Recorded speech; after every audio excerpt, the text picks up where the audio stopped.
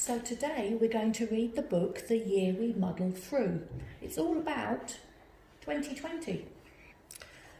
Someday when you're much older and much bigger than right now, you might just ask about the year the world turned upside down, when lots were lost but some things found in struggles steep uphill where schools and shops and businesses all quietly stood still.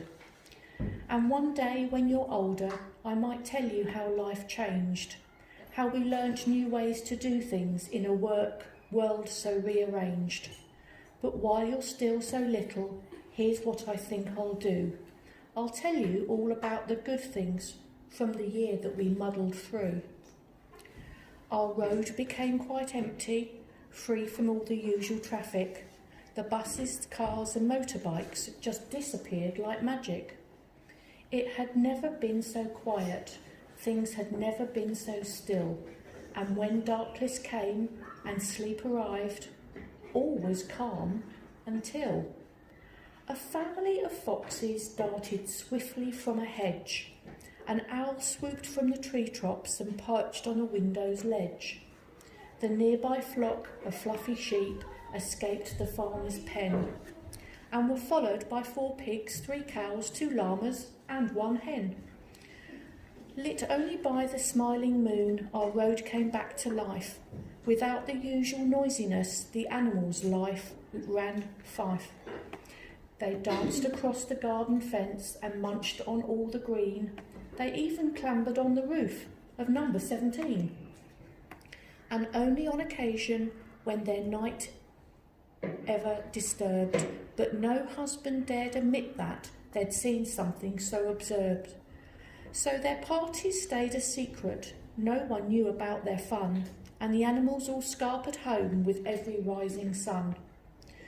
When morning broke and curtains drew, not one of us suspected the animals' shenanigans that happened undetected. Too wrapped up in our own thoughts of what the day before had taught us, too wishful and distracted by the hope a new one brought us.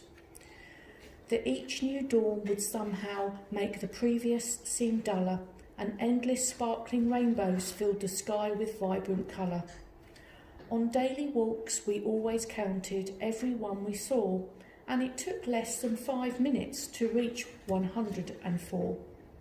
Each building and each office block, each home and hotel suite had rainbows bursting from the windows right down to the street. Bright bridges over rooftops formed when rainbows would collide, and from every children's bedroom a multicoloured slide. Despite what people told us, we searched but never found a single pot of gold where any rainbow hit the ground. Instead we'll find a different kind of pot containing treasure, the tallest ever sunflowers, too high for us to measure.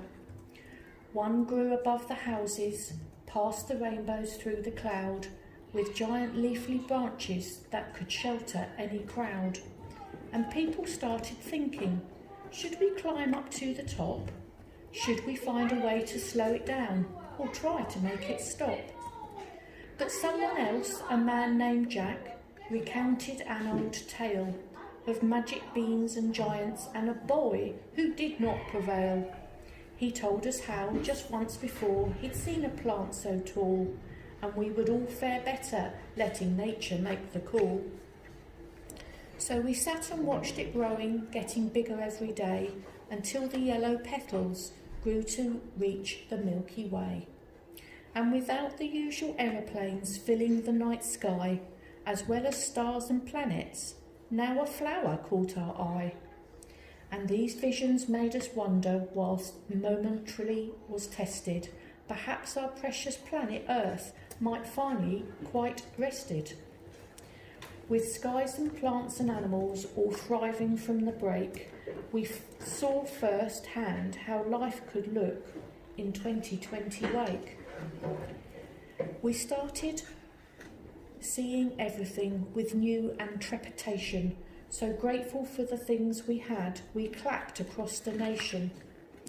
In spite of all the changes, the earth continues turning, and inside our little household something special was occurring. With every day and every week and every month that passed, someone quite miraculously was growing oh so fast. In a world we weren't quite used to, at a time so full of fear, whilst everything felt muddled, I'll still look back on that year. And remembering dancing animals and stars that filled the sky, with rainbows on each corner and sunflowers so high. And one day when you ask about the year we muddled through, I'll remember love and strength and hope, all of it for you.